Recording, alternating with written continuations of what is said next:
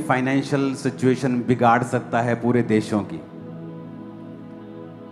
वो हाल रशिया और यूक्रेन ने देख लिया, वो अब ईरान और अमेरिका ने देख लिया है कि अब ऐसा नहीं है कि एक देश छोटा है तो आप उसे हरा सकते हो। वो देश छोटा है, चाहे उसके पास आर्मी भी ना हो इतनी बड़ी, पर आपके जो दुश्मन देश हैं बड़े, वो उनके साथ मिल जाते हैं। हमने ये बहुत बार अब देखा है। तो आपने फ्यूचर के लिए प्रार्थना करनी है कि इंडिया पाकिस्तान में युद्ध ना हो। ओके, अब ये अफोर्ड नहीं कर पाएंगे लोग, तो क्रिश्चियन लोगों का काम है आपको प्रेयर करनी है आर्मी के लिए, टेररिज्म के खिलाफ कोई अंधकार की शक्ति उनकी लाइफ में काम ना करे और किसी भी देश से युद्ध ना हो। देश की इकोनॉमी के लिए अपने हाथों को उठाएंगे और प्रार्थना करेंगे। खुदावंद, तेरे नाम में सब सेफ रहे, तेरे नाम में शांति रहे। हम जानते हैं ये अंतिम दिनों की निशानियां हैं युद्ध की, देश देश के साथ, कौम कौम के साथ, राज्य राज्य के साथ। लेकिन हम मांगते हैं खुदावंद कि हमारे समयों में हमें शांति दे।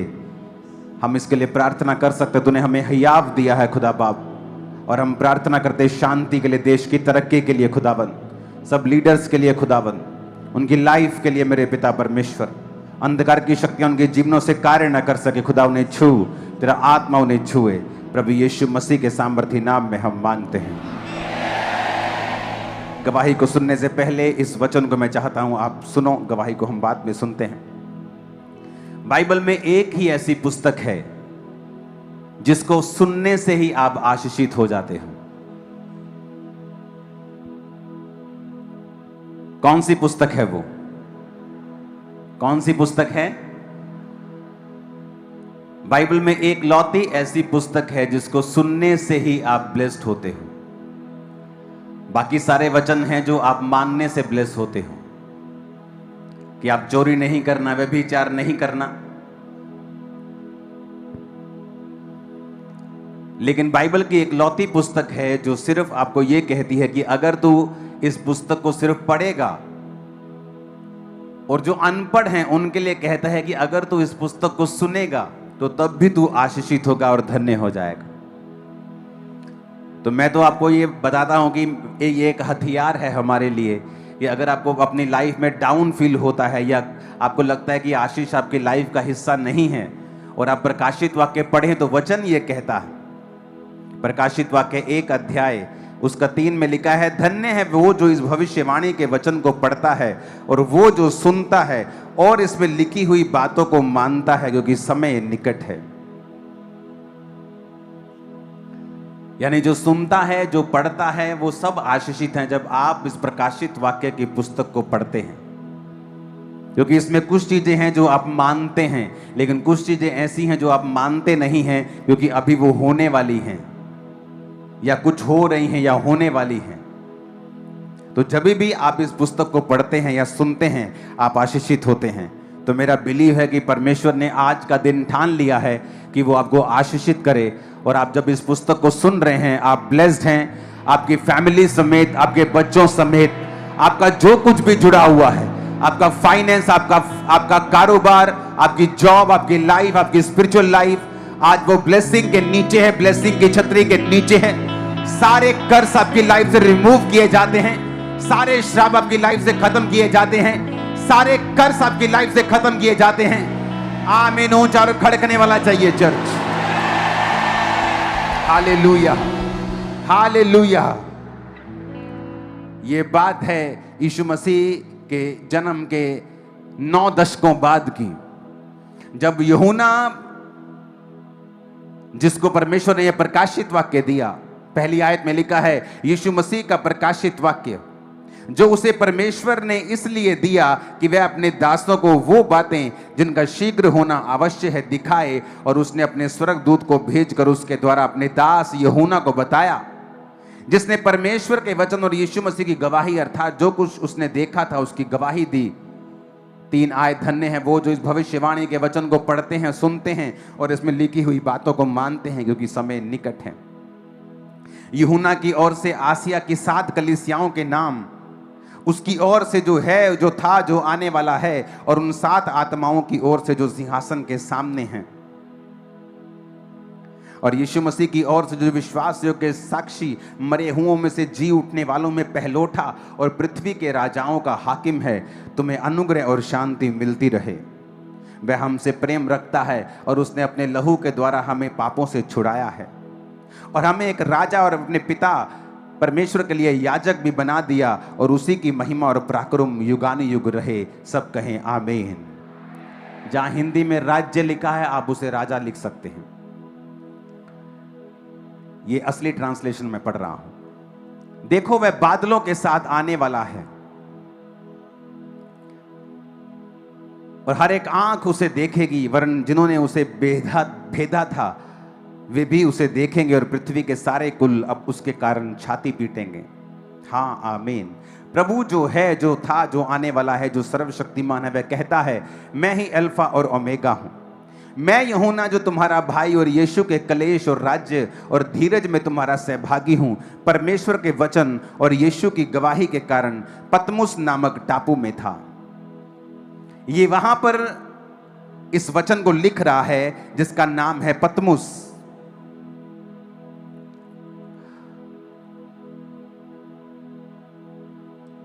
और ये पतमुस नामक जो टापू है, ये 50 मील यानी 80 किलोमीटर के दूर है जहां ये यूहन्ना रहता था।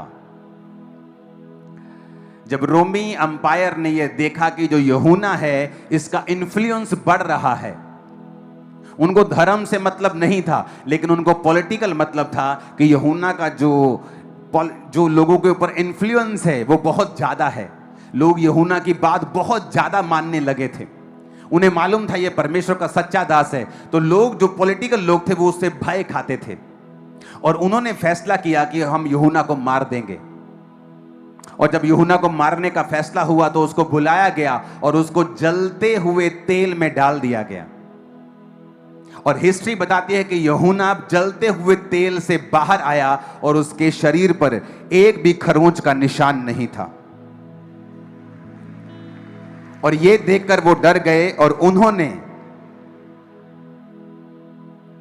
95 एडी में, आपको मालूम है जो 7 कलीसियां जिसका जिक्र प्रकाशित वाक्य में है, वो 7 कलीसियां तुर्की में मौजूद हैं आज। शायद आपको ये बात बड़ी हैरान होगी मिलने में कि वो इज़राइल में नहीं है, वो तुर्की में है। जिन 7 कलीसियाओं का नाम इस प्रकाशित वाक्य में है, और वो आज भी जगहें वहां मौजूद हैं, वहां चर्चेस बनी हुई हैं। तो उन्हीं 7 कलीसियाओं में एक का पास्टर था यूहन्ना, जिसको प्रकाशित वाक्य मिला।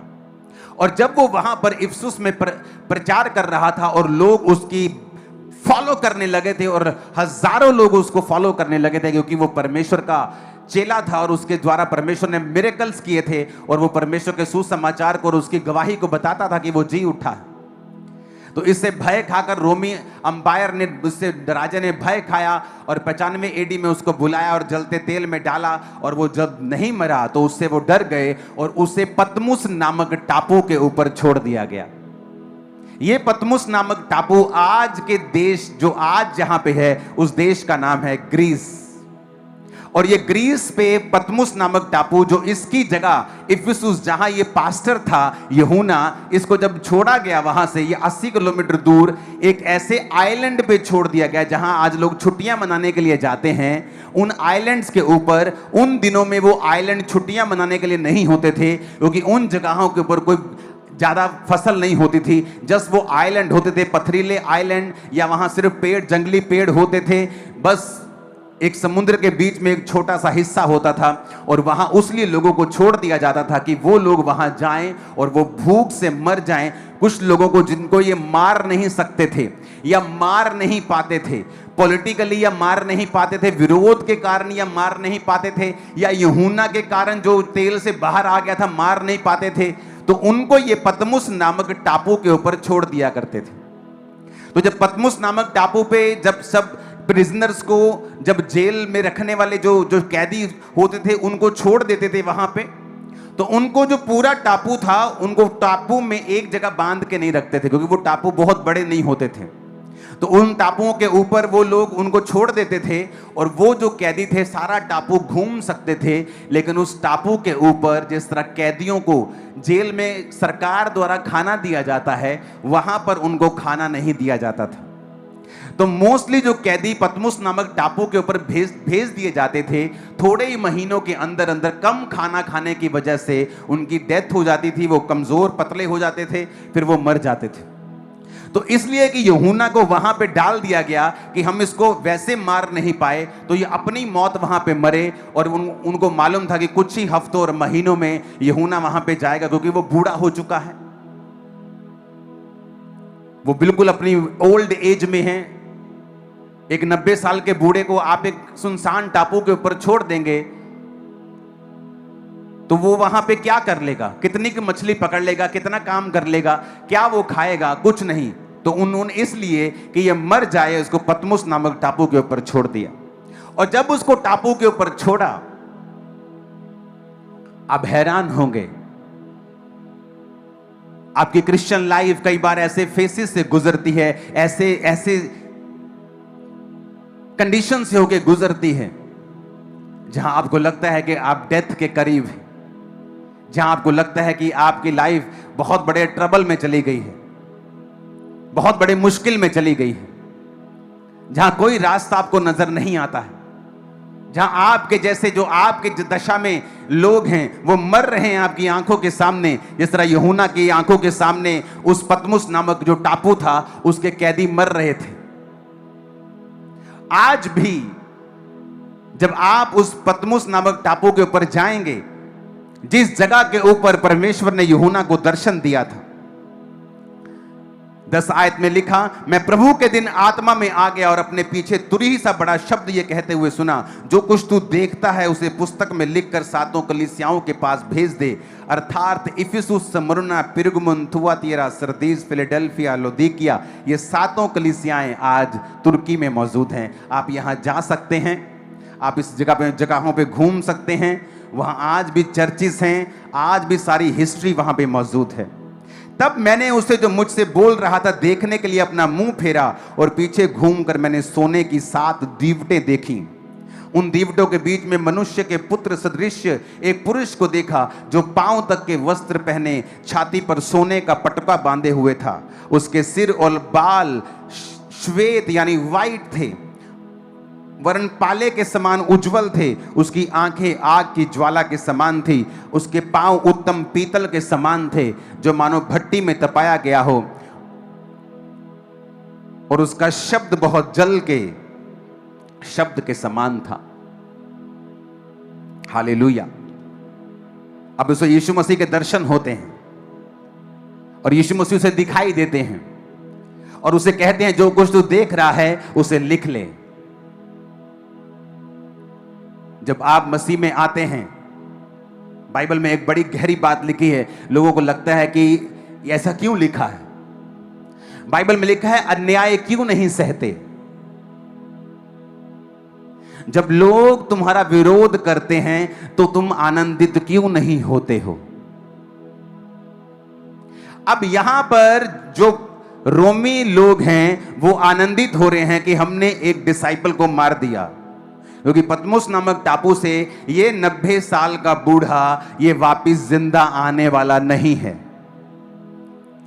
कलीसियाएं दुखी हैं क्योंकि उनके सेवक को उठा लिया गया है, जो बिल्कुल एक गढ़ की तरह है। लेकिन आगे क्या हुआ?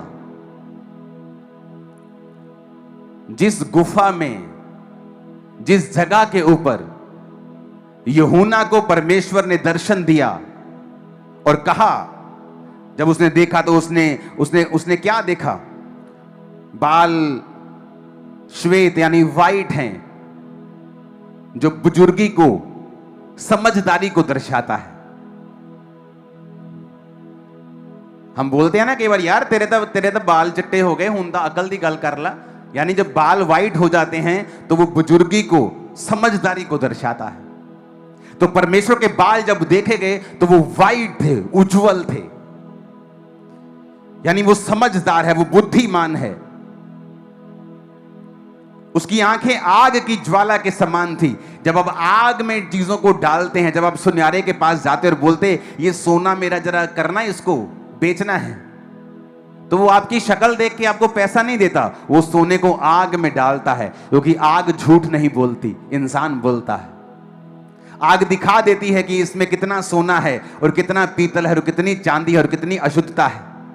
तो जब परमेश्वर ये दिखा रहा है कि मेरी आंखें आग की ज्वाला के समान है, यानी मेरी आंखों से कुछ भी छुपा हुआ नहीं है।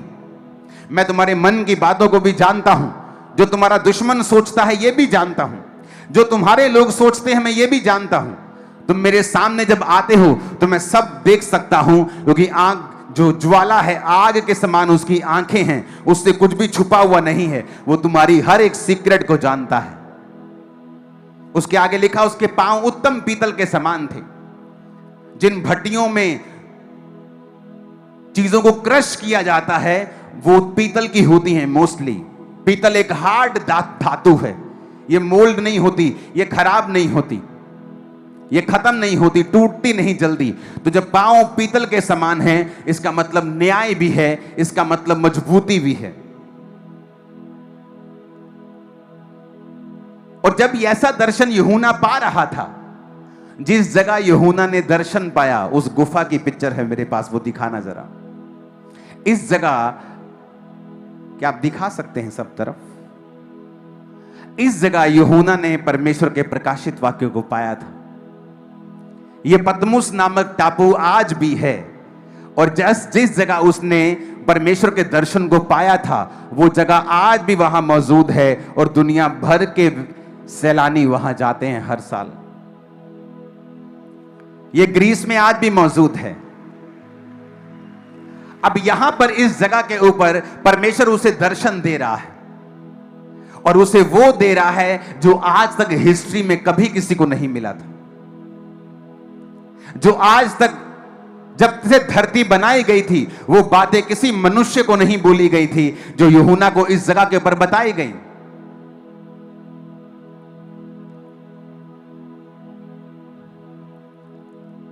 और जो परमेश्वर के दास है, जो नबी हैं, जब मैं उनसे कई बार मिलता हूं, बात करता हूं, तो उस जगह के ऊपर वो बताते हैं कि जब हम जाते हैं तो उस जगह के ऊपर एक अजीब सी प्रेजेंस है परमेश्वर की।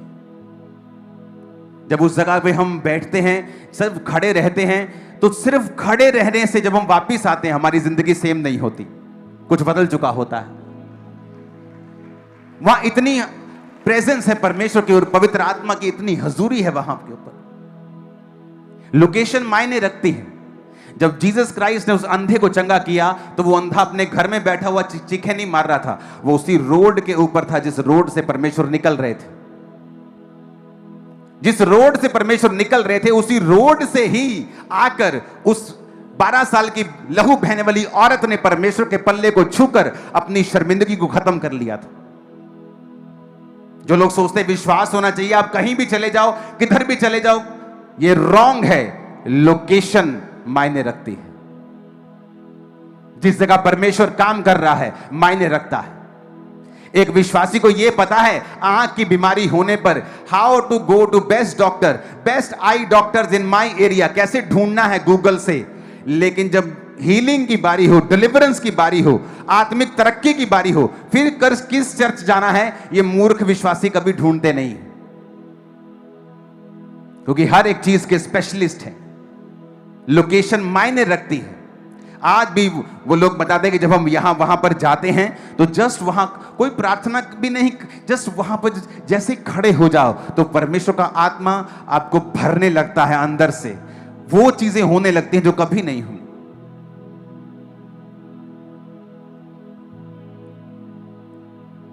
और जब यहां पर परमेश्वर का प्रकाशित वाक्य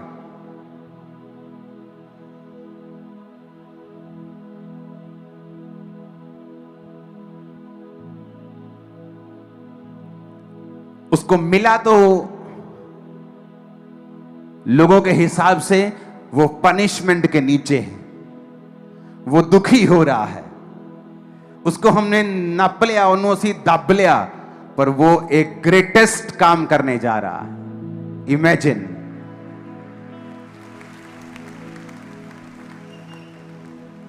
शैतान के हिसाब से इसे खत्म कर दिया गया है। परमेश्वर कहता नहीं, इस दुनिया का मालिक मैं हूं, इस वर्ल्ड का मालिक मैं हूं, कुछ भी मेरी मर्जी के बिना नहीं होता है।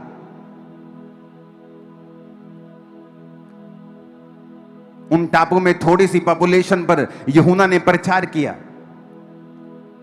और जहां यूहन्ना को मर जाना चाहिए था भूख से, उसी टापू के लोग उसे खिलाते रहे। उसके चेले वहां पे खाना भेजते रहे। कुछ चेले वहां पे गए इंक लेके, पेन लेके, जो वहां तब के होते थे, खाना लेके, और जो कुछ यूहन्ना ने उन्हें लिखाया उसने वो लिखा। यूहन्ना जिंदा रहा, 18 महीने बाद फिर वापस लौट आया और फिर अपनी पूरी उम्र भोग कर वो मरा और परमेश्वर में सो गया।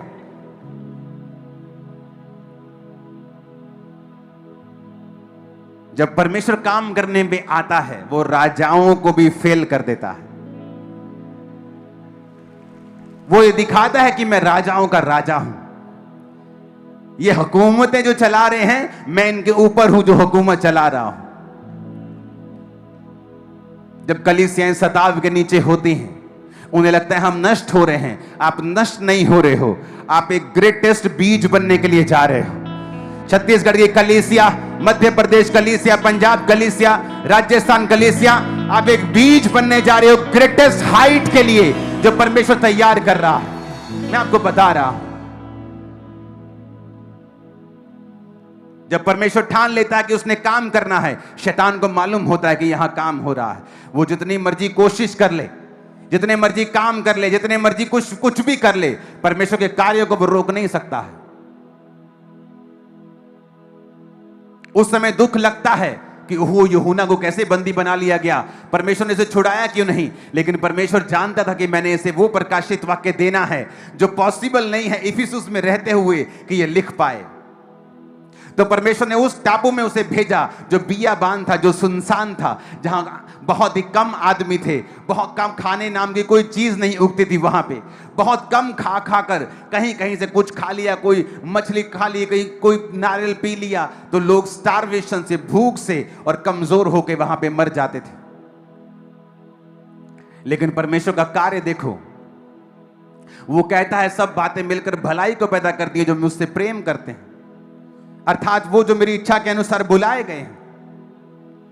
आपकी लाइफ में कई बार आपको लगता है कि ये क्या हो गया, इतनी बड़ी मुसीबत कैसे आ सकती है, लेकिन आप नहीं जानते उस मुसीबत से परमेश्वर एक बहुत ग्रेट चीज निकालने वाले हैं। वो ऐसी ग्रेट होगी सदियों तक याद रखा जाएगा उसे। वो ऐसी ग्रेट होगी जबकि 7 पीढ़ियों तक, 1000 पीढ़ियों तक जाएगी। वो ग्रेटनेस ऐसी आपकी स्पिरिट में परमेश्वर डाल देगा। जो श्राप आपकी जनरेशन से चलता आ रहा था, अब आपकी लाइफ में जो डीएनए वो चेंज हो चुका है। जो सक्सेस का डीएनए आपकी लाइफ में परमेश्वर डाल चुका है, वो जब तक यीशु मसीह नहीं आएगा, चाहे 1000 पीढ़ियां हो, अब वो पीढ़ी दर पीढ़ी आपकी लाइफ से जाएगा। क्या ये छोटी बात है चर्च? नहीं, ये छोटी बात नहीं है, क्योंकि परमेश्वर जो कर रहा है वो बड़ा है। जो आपकी लाइफ में वो कर रहा है वो बड़ा है। आपको स्पिरिचुअल आईज ओपन करनी होगी और परमेश्वर के सामने देखना होगा, क्योंकि वो आपकी लाइफ में उस छोटे से दुख से, उस छोटी सी पीड़ा से, उस छोटी सी परसिक्यूशन से जो आपकी लाइफ में हो रही है, वो बड़ा कुछ करने के लिए जा रहा है। लोग निराश हो जाते हैं, उनकी लाइफ में थोड़ा सा दुख आता है, परमेश्वर के लिए थोड़ी सी परसिक्यूशन आती है, वो निराश हो जाते हैं, उनका नेचर चेंज हो जाता है, क्योंकि वो परिपक्व नहीं है। वो जानते नहीं हैं कि परमेश्वर ने उनके चैप्टर को बंद नहीं किया है।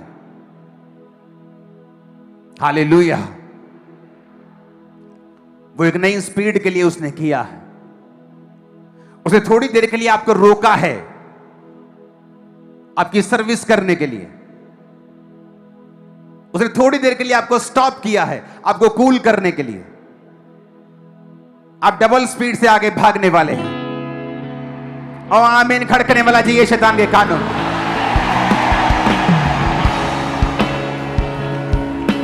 हालेलुया। ऊंची आवाज में कहो हालेलुया। फिर से कहो हालेलुया। ऊंची आवाज में कहो हालेलुया। चिल्लाओ हालेलुया, हालेलुया हालेलुया। अपने जीवन के सब शताब्दों के लिए बोलो थैंक यू जीसस। सब दुखों के लिए बोलो थैंक यू जीसस। सबसे परीक्षाओं के लिए बोलो थैंक यू जीसस। जो खुदाबंद बड़ा कर रहा है मेरे जीवन में, थैंक यू जीसस। ऊंची आवाज में कहो मैं आगे बढ़ रहा हूं, मैं आगे बढ़ रही हूं। ये शैतान मुझे रोक ना पाएगा, ये सताव मुझे रोक ना पाएगा। Thank you Jesus.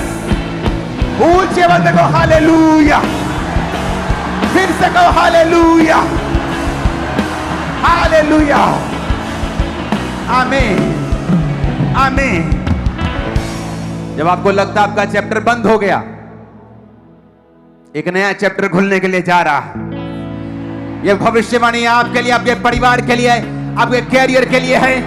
एक नया चैप्टर आपकी लाइफ में खुलने जा रहा है, जो आपकी लाइफ का मोस्ट ब्यूटीफुल चैप्टर होगा। ओ आमीन। खड़कने वाले साथ चाहिए ऊंची आवाज के। आमीन आमीन आमीन आमीन आमीन आमीन आमीन। हालेलुया। जब मैं सेवकाई के लिए बुलाया गया था और परमेश्वर ने मुझे अपने आत्मा से विश्वासियों के घर दिए थे, मैं उनको जानता नहीं था। और परमेश्वर की आत्मा ने मुझे कहा था बाइक लेके चल इस गांव में, और उस गांव में परमेश्वर ने कहा रुक, इस गली के पास रुक और यहां पूछ कि यहां इस गली में कौन क्रिश्चियन है।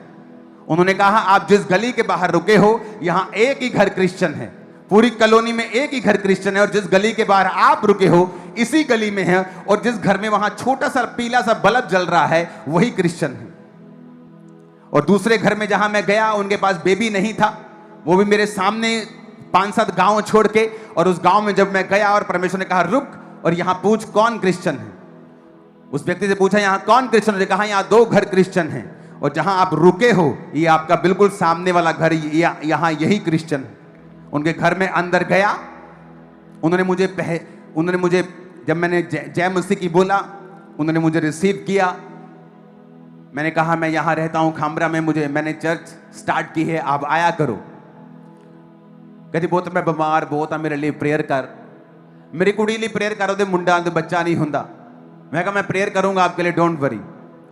जब प्रेयर हुई उसके बेबी हुआ उसी साल। अमेजिंग मिरेकल फर्स्ट डे से।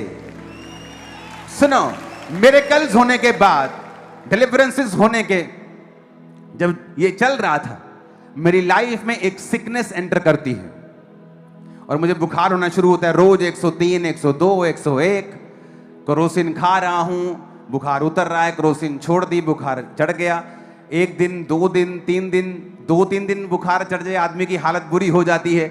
ये भाई साहब उतरने का नाम नहीं ले रहे। 2 महीने 3 महीने आप कितनी पैरासीटामोल खा लोगे, आपका शरीर खराब कर देगा वो। टेस्ट होने शुरू हुए, टेस्टों में कुछ पकड़ में नहीं आ रहा है, बुखार बढ़ता जा रहा है, कमजोरी बढ़ती जा रही है।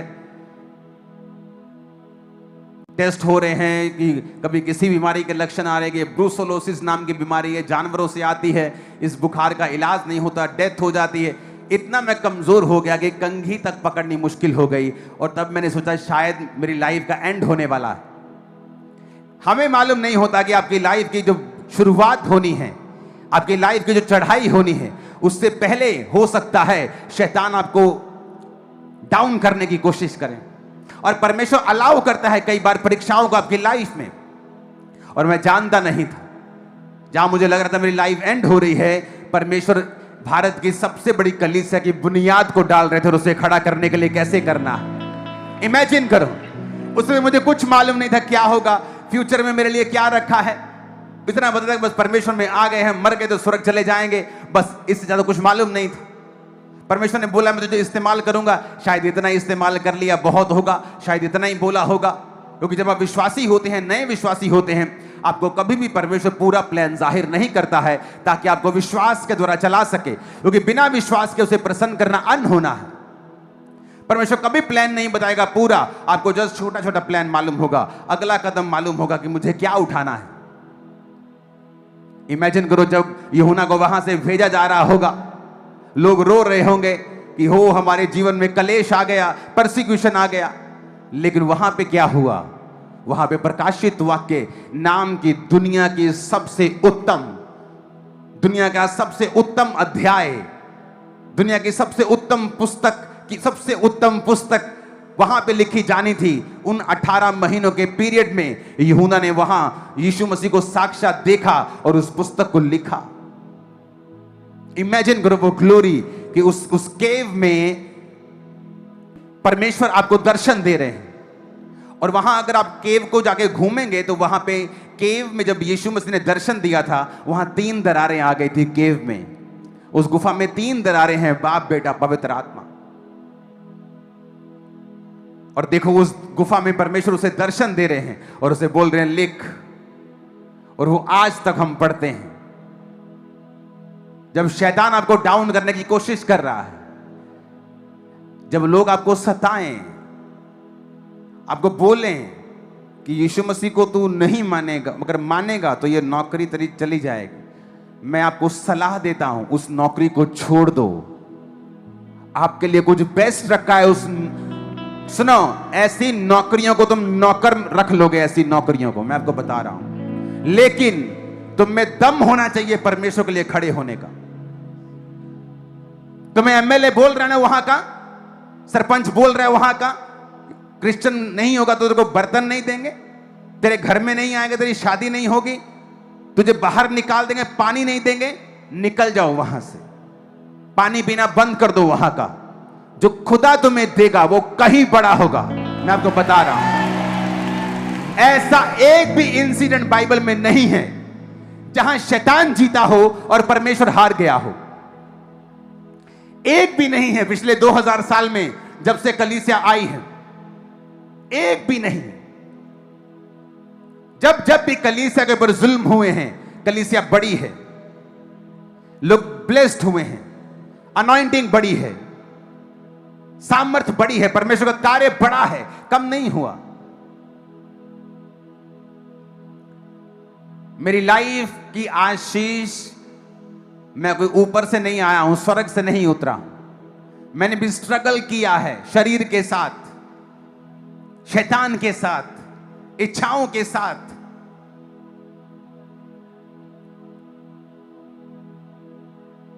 लेकिन मैंने क्या नोटिस किया है कि मैं परमेश्वर के लिए खड़ा रहा हूं। अगर किसी रिश्तेदार ने धमकी दी है छोड़ने की, तो मैंने पहले उसे छोड़ा है, मैंने छोड़ा है पहले। फैमिली ने धमकी दी है छोड़ने की, तो मैंने छोड़ा है पहले। पैसा नहीं मिलेगा, काम नहीं मिलेगा, मेरा दोस्त, हम दोनों इकट्ठे परमेश्वर में आए थे, इकट्ठे हमने परमेश्वर को माना था।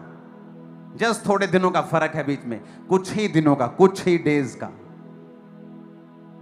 बैप्टाइज्ड, लेकिन जब परमेश्वर में चला तो सताव आया और उसकी फैमिली ने बुलाकर उसको बोला कि बेटा, अगर तू क्रिश्चियन बनना चाहता है तो हम तुझे ना तो दुकान में हिस्सा देंगे और तेरी शादी भी नहीं करेंगे।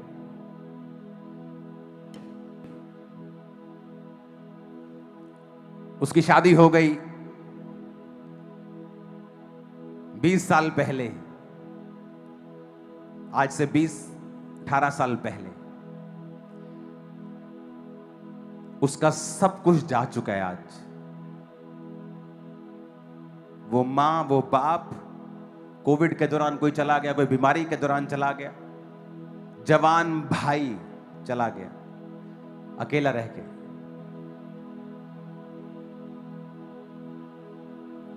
जो शैतान आपको डरा रहा है ना, शैतान खुद डरा हुआ है, वो इसलिए डरा रहा है। आज मेरी फैमिली कहां है? मसीह में है। क्योंकि मैंने कहा ठीक है, आपको कुछ जो नहीं देना ठीक है, कोई प्रॉब्लम नहीं है, लेकिन उसको दुकान की चिंता थी, शादी की चिंता थी, वो किसी चीज में आज हैप्पी नहीं है।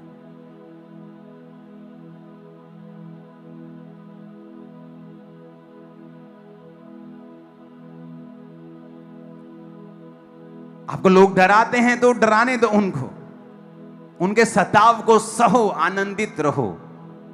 तुम्हारा बाप कुछ ब्यूटीफुल लिख रहा है तुम्हारे लिए, कुछ जबरदस्त तुम्हारी लाइफ में होगा। समय दो परमेश्वर को। यहां तो इतने मूर्ख लोग हैं, 4 परसिक्यूशन आए, बपतिस्मा नहीं लेते, बोलते कल को शादियां कहां करेंगे। अरे तुम इतने तो मूर्ख हो।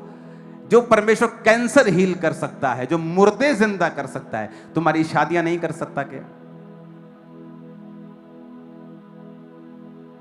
यह अविश्वास इजरायलियों ने दिखाया था और उन्होंने कहा था हम वहां पे जाके हमने कोई बच्चे मरवाने हैं अपने। परमेश्वर ने कहा अब तुम वहां पे नहीं जाओगे, तुम्हारे बच्चे वहां जाएंगे। और उनमें से सिर्फ 2 लोग थे, उन लाखों लोगों में से, उस जनरेशन की, जो वहां पहुंचे जहां परमेश्वर उनको लेके जाना चाहता था। अविश्वास।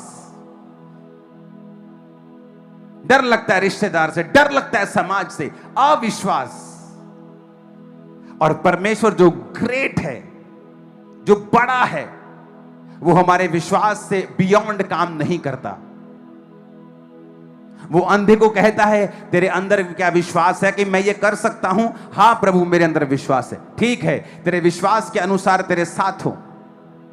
कई कई जगहों के ऊपर उनको विश्वास नहीं था कि यीशु मसीह मेरे जीवन में ये प्रॉब्लम हल कर सकता है, क्योंकि यीशु मसीह उनका दोस्त था, क्योंकि वो उन्हीं में पला और बड़ा था। उनको विश्वास नहीं था। जहां विश्वास नहीं था तो बाइबल कहती परमेश्वर यीशु मसीह वहां बहुत सामर्थ्य के काम ना कर सका। सिर्फ कुछ बीमारों पर हाथ रख के उन्हें चंगा करके वो वहां से चला गया।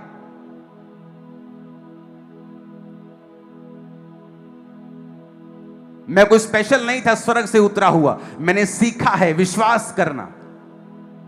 जो परमेश्वर ने कहा उसे सीखा है, उसे मानना है, आपको अच्छा लगे या ना लगे। आज कितनी चर्चें है जो फाइनेंशियल स्ट्रगल करती हैं कि आपको स्ट्रगल करने के लिए परमेश्वर ने बुलाया नहीं, लेकिन क्या वो बोती हैं? नहीं बोती हैं। अगर एक विश्वासी, एक सेवकाई टाइथ नहीं बोएगी, वो कभी वहां नहीं पहुंच सकती जहां परमेश्वर उसके लेके जाना चाहता है, क्योंकि उसने अपने बीजों को खाया है। अपने बीजों को खाने का मतलब है तुमने अपनी फसल को खा लिया है। इसीलिए आज विश्वासी स्ट्रगल करते हैं, क्योंकि उनके अंदर फेथ नहीं है। क्योंकि प्रेयर करने के लिए फेथ चाहिए, यीशु मसीह को डिक्लेयर करने के लिए फेथ चाहिए, टाइथ बोने के लिए फेथ चाहिए, बीज बोने के लिए फेथ चाहिए, भूखे रहने के लिए फेथ चाहिए, सेवा करने के लिए फेथ चाहिए, अपना जीवन प्रभु के घर में देने के लिए फेथ चाहिए, अपना जीवन परमेश्वर के सेवा में समर्पित करने के लिए फेथ, विश्वास चाहिए। बिना विश्वास के आप नहीं कर सकते हैं।